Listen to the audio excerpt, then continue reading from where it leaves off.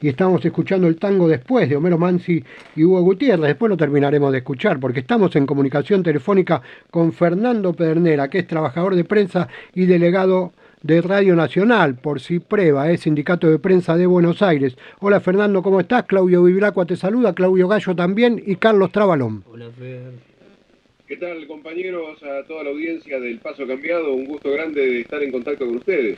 Bueno, muchas gracias por atendernos, Fer. Para nosotros es importante saber por dónde anda, cómo anda todo. Estamos preocupadísimos con la situación de Radio Nacional, los trabajadores de Radio Nacional, la TV Pública y de todos los trabajadores de prensa en general, ¿no? Que son colegas nuestros, pero son trabajadores y que la están pasando mal. ¿Qué nos podés contar de cómo están viviendo estos momentos donde les cortaron las redes sociales, por ejemplo en Radio Nacional, y donde no pueden difundir sus programas, y qué es lo que se viene en venir? Bien, la situación es de mucha incertidumbre, sobre todo después de esta última decisión que tomó la intervención, que fue vedar los accesos a las web y a las redes sociales de Radio Nacional en todas sus expresiones. Tengamos en cuenta que Radio Nacional tiene las emisoras en cada una de las provincias del país, en algunos casos son 2, 3 o hasta 4 emisoras dependiendo de la vastedad del territorio. Claro. Tengamos en cuenta que, por ejemplo, la provincia de Chubut o Santa Cruz, necesariamente, además de las capitales, tiene que haber otras emisoras, sobre todo en las zonas de frontera. Para entender por qué se distribuye así las radios nacionales en todo el país, tenemos que irnos al momento en que fue creada esta cadena, que en su momento fue la cadena Celeste y Blanca, después pasó a ser la red Azul y Blanca de emisoras argentinas, Sí. que fueron estratégicamente ubicadas para contrarrestar el ingreso de otros contenidos, como los que venían a través de Chile o a través de Brasil con muchísima potencia, o también desde la Voz de las Américas en los Estados Unidos. Claro. Entonces fue Perón el que creyó estratégico desplegar una red de emisoras que tuviera contenidos nacionales, precisamente para ayudar a formar a los ciudadanos que escuchaban la radio y que se encontraban en los lugares más alejados del país, como también para desde otros países pudieran escuchar nuestra cultura. Y es lo que se mantiene aproximadamente. Radio Nacional está desde 1937 en adelante. Estamos defendiendo la soberanía comunicacional, la soberanía cultural, la soberanía informativa, que es algo de lo que no se habla. Pero ¿de qué hablamos cuando hablamos de soberanía informativa? Y de que no sean los grupos concentrados de la economía los que te digan qué es lo que tenés que saber, porque de acuerdo con sus propios intereses van a ser las noticias que tengan. Fíjense que en los canales donde tienen auspiciantes a puertas de seguridad, los casos policiales son la mayoría en los informativos. Entonces, bueno, teniendo en cuenta lo que venden, los medios dejaron de ser medios y se convirtieron en parte. ¿En qué parte? Y en la parte que a través de la bocina o de la pantalla te dice lo que tenés que ver, lo que tenés que consumir, lo que tenés que comprar. Entonces, bueno, a eso se oponen los medios públicos, que en cierto modo venimos a ser los que quedamos como medios, entendiendo el medio como el canal, el vehículo, el nexo entre el acontecimiento y las audiencias. Nos pasa a nosotros que nos encontramos muchas veces viendo en otros medios noticias con las que trabajamos desde la mañana temprano y llegamos al resumen de la jornada a la noche y vemos que te cuentan algo totalmente distinto, como si el paso estuviera cambiado. Claro. Y uno dice, pero ¿cómo si es lo mismo que estuve trabajando yo? Y esto lo están contando de otra forma, y que claramente tienen otros intereses que hacen que la noticia necesariamente, para que les cierre a ellos, se cuente de otra manera. Pero uno puede decir, sin tantas luces, pero están mintiendo. Claro. Y yo no voy a decir eso, pero si no es la verdad, que saque la conclusión el propio oyente. Claro, pero para eso tenés que tener un oyente y un escucha o un vidente que autocrítico, que se critique, que se cuestione, que pregunte, digamos, y muchas veces no es lo que está pasando también en la masividad de la gente que mira, por ejemplo, televisión. La radio es distinta, ¿no? Pero en la televisión pasa un poco eso. Mucha gente compra lo que la televisión le está diciendo. Es que la televisión te está vendiendo el servicio de pensar por vos. claro, Entonces ya te dan todo masticado. Vos no tendrás que solo pararte, mirar y comprar todo lo que te venden, claro, porque ellos están pensando por vos. Y eso claro. nos parece realmente grave, Sí, que hayan total. llegado a ese nivel de alienación. Pero son tantas las preocupaciones. Vos estás tratando de llegar a fin de mes, tratando de alimentar a tu familia y no te vas a poner a pensar o te vas a detener a pensar en qué es lo que te están diciendo. Si te lo dan más o menos masticado y a vos te cierra, bueno, vamos por ahí. Y Claro, salís repitiendo eso que aviesamente está preparado para que vos pises el palito. Pero claro, bueno, no te puedo culpar si vos tenés otras preocupaciones, digo, no te puedo culpar en el sentido solidario, porque debieras poner un filtro y no dejarte penetrar culturalmente ni informativamente por todos esos contenidos con los cuales te bombardean, no solo en los medios tradicionales, sino también a través de los dispositivos de las redes sociales que vos consumís por la compu, por la tablet, por la netbook y por todos ellos. claro, claro, sí, sin ninguna duda. Fer, contanos un poquito, porque estamos hablando de el desastre que está provocando, desastre para nosotros que está provocando el gobierno de Javier Milei, para otros por supuesto no es un desastre y está bueno, pero ustedes cómo la... No, no solo quiero que me cuentes lo que está pasando ahora, sino cómo vienen pasándola años anteriores o cómo la pasaron con el gobierno de Alberto Fernández a nivel salarios, cómo vienen en ese sentido. Sabemos que han perdido poder adquisitivo, que el salario real ha caído, pero ustedes vienen trabajando también en condiciones que no son muy buenas de hace muchísimos años y ahora encima se encuentran con un gobierno como este que los quiere destruir, ¿no? A ver, al vaciamiento que propició el macrismo entre 2015 y 2019, Sí, le siguió una profundización de ese vaciamiento con Alberto Fernández al frente del Poder Ejecutivo. ajá, Porque lo que no se hizo para revertir la situación calamitosa en la que el macrismo intentó dejar a los medios públicos, no, lo que no se hizo no podemos pretender que ahora un gobierno que es totalmente antipopular, antiderechos y antitrabajadores lo haga. Nos claro, queda la resistencia, profundizar la resistencia como lo hicimos incluso también en el gobierno de Alberto Fernández. Pero ¿cómo? Resistieron en el gobierno de Alberto Fernández y era un gobierno nacional, popular y compañero. Y bueno, por lo menos los funcionarios que estuvieron a cargo de Radio y Televisión Argentina, que es el medio donde nos movemos, y casi que no se vio. Distinta fue la situación que tuvieron los compañeros de Telam, por ejemplo, que son los que recibieron el primer embate de este gobierno, donde te muestra cuál es la idea que tienen de la prensa. ¿Por sí, qué apagar los medios públicos? Y porque son los medios públicos los que pueden advertir a la gente de lo que hacen los medios privados o los grupos concentrados de la economía que utilizan, insisto, las bocinas y las pantallas para contrabandearte algo que se parece bastante a la información pero que no lo es, sino que, bueno, son sus gacetillas, son su prensa, son la propaganda de los productos que sus grupos venden. claro, claro, claro, es así. Bueno, ¿qué medidas están tomando ustedes a nivel sindical o cómo se están moviendo para poder contrarrestar este embate que parece no tener freno, ¿no? Bien, en principio lo que parecía un desastre, que era que estuviéramos tantas empresas del Estado en proceso de ser privatizadas o sujetas a privatización, tal la expresión que se utiliza en el proyecto Bases, lo que podía ser trágico de pronto resulta que nos termina uniendo en la lucha, en la calle, a todos los organismos. Claro, En este momento vos escuchás un fondo de ciudad porque sí. estamos en Florida y Lavalle, en la intersección de las peatonales, Ah, reuniendo bien, firmas para defender el rol estratégico de Radio Nacional y sí, también para que se entienda que estamos tratando de garantizar el derecho de acceso a la información, sí, ¿sí? Porque, a ver, no es algo suntuario tener una radio. La radio es lo único que no te va a dejar a pata cuando a vos te corten el satélite y te quedes sin internet, te quedes sin datos en el teléfono, y solo con pilas vas a poder prender la radio y eso va a ser tu conexión al mundo.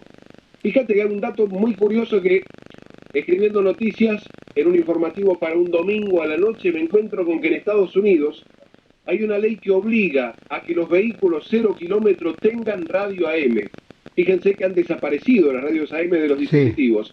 ¿Por qué esa obligación? Porque en casos de catástrofes es la única que puede ser vehículo de los mensajes a la población. Claro. En Radio Nacional tenemos los mensajes al poblador.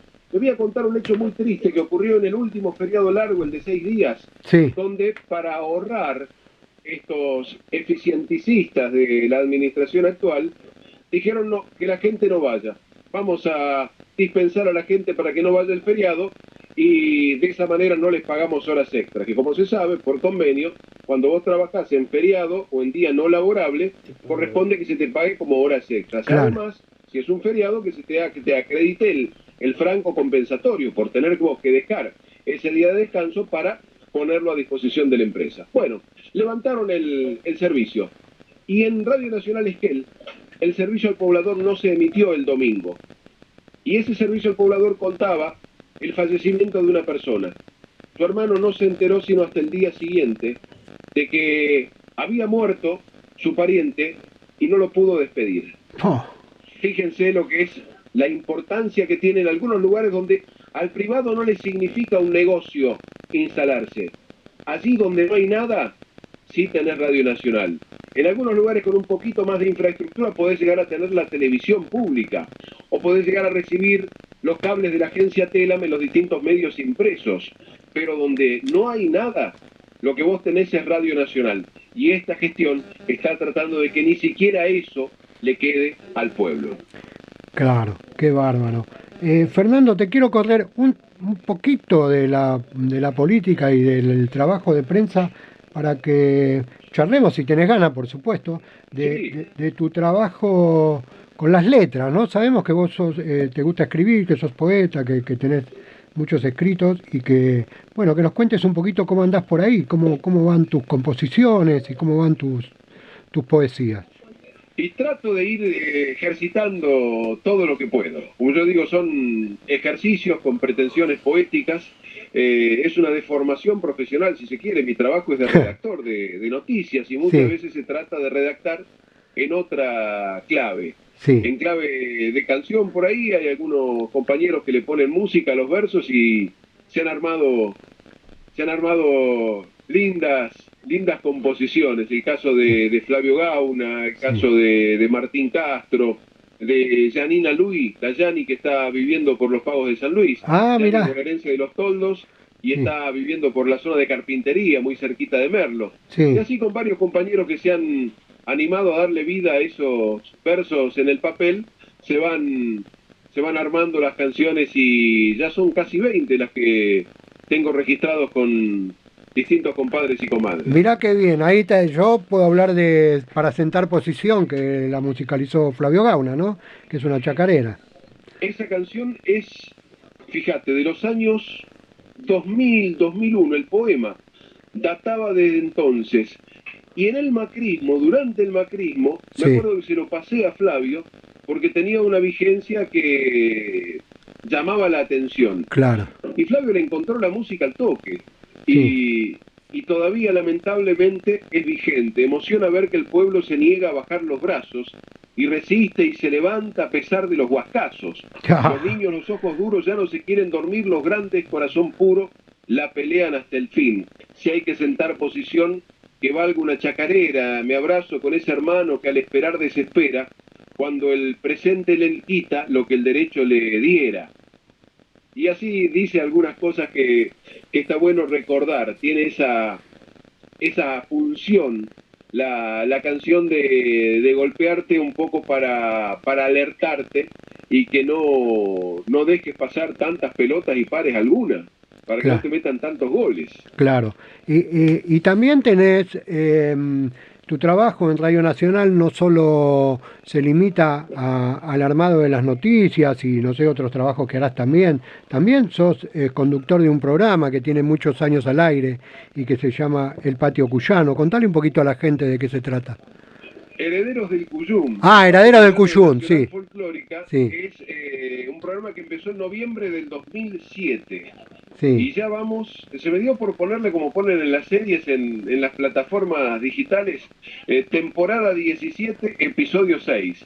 Ese fue el último que salió, pero son en realidad 659 programas o Sí. 659 semanas desde que comenzamos, con una intermitencia que fue provocada por el macrismo que nos dejó sin aire durante 2 años y después con la gestión de Mavi Díaz volví a ser convocado y Ah, desde entonces sigo estando al aire. En esta gestión también me propusieron hacer el programa y lo acepté porque pensaba, al margen de comulgar o no ideológicamente, uno es responsable de un espacio de transmisión, un espacio de cultura, donde si no estoy yo, no puedo pretender que venga otra persona a hacerlo y con la misma idea que tengo yo. Entonces, con las lógicas limitaciones por estar en el medio en el que estoy, que es un medio público, y tratando de no cargar las tintas, me ocupo de dar a conocer el patrimonio cultural de una región que no fue muy reconocida porque por la naturaleza de sus músicas tal vez no era lo más comercial que podría llegar a atraer a determinadas audiencias. La música de Cuyo son las tonadas, las cuecas, los sí. gatos cuyanos, los valses y las zambas, que son también una zona franca de todo el país, y hay una poesía muy rica, hay un virtuosismo musical que se advierte en cómo pulsan la guitarra los cuyanos. Claro. Hay expresiones al piano, se me ocurre, como el maestro Alberto Rodríguez, que fue un recopilador de todo el patrimonio cultural que se metía en la montaña y con su memoria y un papel pentagramado escribía lo que los viejos le contaban y le cantaban. Mirá. Entonces, bueno, tenemos una tradición tan rica, tan vasta, que es una picardía que no se conozca. Por eso es que el patio cuyano se enciende todos los sábados de 6 a 8 en la 98.7 Nacional Folclórica. Y después lo puede ver la gente que no madruga, por ejemplo, como yo, que a veces no madrugo y no lo puedo escuchar, pero lo puedo escuchar en diferido, por supuesto, en alguna página, ¿no? Está en radio para remolones, es lo que le puse a ese espacio donde hago el recorte con Radio CUT y comparto para aquellos que, por ser personas normales, no andan levantados un sábado tan temprano pudiendo descansar. Claro, No, la claro. locura es mía, No, no no. de las y los oyentes. Radio para Remolones me encantó, Fernando, me encantó lo de Radio para Remolones. Bueno, volvemos un poquito para atrás y hacia la política. Sacando Sí, a Javier Milei y su gobierno destructor, ¿qué debería pasar en Radio Nacional para que sea, eh, digamos, que la radio pública no la pueda destruir ningún gobierno que se le ocurra locuras como a Milei? a ver, ¿qué debería pasar? Y deberían entender la importancia que tiene el medio público en cuanto a garantía de acceso a la información, de acceso a la cultura, soberanía comunicacional, soberanía cultural, soberanía informativa. O sea, el gobierno nos pone en un listado de empresas sujetas a privatización. Nosotros estamos reuniendo firmas y con el apoyo de la gente estamos diciendo no, esta empresa al menos no debe estar en este listado porque cumple un rol social que tenemos que defender, no apagar. Y esto va para el Correo Argentino, para Aguas Argentina, Claro. para ANSES, para todos los organismos públicos. Los estados que este gobierno admira son estados fuertes y también tienen medios públicos fuertes. Por eso es que entendemos que no podemos estar incluyendo ningún listado de empresas sujetas a privatización, porque el Estado tiene que ser fuerte y tenemos una misión por desarrollar, por cumplir, y ningún berrinche adolescente puede hacer que un pueblo se quede sin la soberanía cultural. No, claro, sin ninguna duda. ¿Ustedes también le ofrecieron retiro voluntario como hicieron en el correo? Porque claro, acá lo trágico también que hay algunos, eh, o por quién sabe si por conveniencia, por necesidad, muchos trabajadores se adhieren al retiro voluntario y terminan de alguna manera abandonando la situación, ¿no? ¿A ustedes les está pasando esto? En las reuniones que hemos tenido nos han anunciado que van a lanzar en cualquier momento el plan de retiros voluntarios y jubilaciones anticipadas. Ajá, Todavía no ha pasado. Sí sabemos que hemos estado juntando firmas con los compañeros del correo que nos contaban que muchos, por necesidad, sí, han decidido optar por, por irse con algo de dinero en los retiros voluntarios. Pero por ahí lo que no se entiende en esa decisión, que en lo personal me parece apresurada, es que estás entregando tu fuente de trabajo, tu herramienta, y sí, estás debilitando el carácter público que tiene esa empresa del Estado, que obviamente saben cómo hacerlo y te tientan con números grandes, pero teniendo en cuenta que nuestra moneda está tan devaluada, claro, la claro. cantidad de millones que te ofrezcan va a ser poca Sí, sí, seguro, seguro. en comparación con la importancia que tiene tu puesto de trabajo, que tiene tu trabajo y tu función en la sociedad, para mejorarle la situación, mejorarle la vida dentro de tus posibilidades a aquella persona que necesite los servicios de la dependencia estatal en la que vos estés. Claro, claro. Bueno, Fernando, te agradecemos muchísimo estos minutos que nos diste. Si te quedó algo en el tintero que nosotros no te hayamos preguntado, porque es necesario que la gente lo sepa y vos crees que tiene que ser así, este es el momento para decirlo. Bueno, muchas gracias. Si se acerca alguien con una planilla para firmar contra la privatización de Radio Nacional, no tengan miedo, no muerden, son compañeros, son compañeras que están defendiendo su puesto de trabajo y el rol social de los medios públicos. Me olvidaba mencionar personalidades con las que he tenido la suerte de componer canciones. Nombraba a Flavio, a Martín, me faltó a Gianni Luis, me faltó mencionar a Ángeles Rival, a Elena Rochelli, también a Jorge Viñas, el maestro, con quien Oh, tenemos una cueca y hay alguna idea de juntarnos con más frecuencia para poder dar vida a otras canciones. Y bueno, les pido perdón a todos aquellos que estoy omitiendo en este rápido recorrido que hago por la cabeza ocupada a veces con tantas cosas que me impiden ver con claridad. y sí, pero ellos saben muy bien de quién es usted y que no se olvida a propósito, sino es porque por esto que dice usted, ¿no? Porque tiene muchas cosas en la cabeza. Muchas gracias, Fernando. Hasta la próxima. Ya vamos a estar volviéndolo a llamar y tratando de interiorizarnos todo lo que pasa con los trabajadores y las trabajadoras de prensa del país, ¿eh? Gracias, Claudio, y a todos los compañeros y compañeras de El Paso Cambiado. Estamos a disposición también para lo que necesiten. Gracias por estar siempre y por la solidaridad. Bueno, muchas gracias a vos. Estuvimos hablando con Fernando Pedernera, trabajador de prensa, delegado de Radio Nacional por CIPREVA, Sindicato de Prensa de Buenos Aires.